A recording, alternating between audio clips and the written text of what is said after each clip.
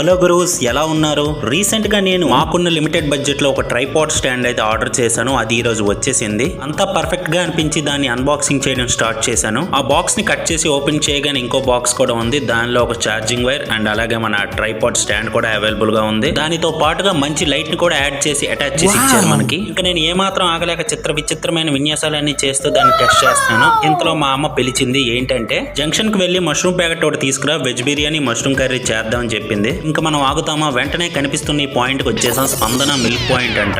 50 rupees mushroom packet అడిగాను. వాళ్ళు fridge నుండి తీసిస్తుండగా నేను ఇదంతా షూట్ చేశాను. ఇక్కడ చూస్తే 2 ఫ్రీజర్స్ ఉన్నాయి. ఒకటి డైరీ డే, ఇంకోటి హెరిటేజ్. ఇందులో చాలా రకాల ఐస్ క్రీమ్స్, పెరుగు ప్యాకెట్లు, పన్నీరు అన్నీ ఉన్నాయి. ఇది ఇలా ఉండగా మా అమ్మకి ఫోన్ చేశాను ఇంకేమైనా కావాలా అని. ఇంతలో మా అమ్మ నాకు పెద్ద ట్విస్ట్ ఇచ్చింది.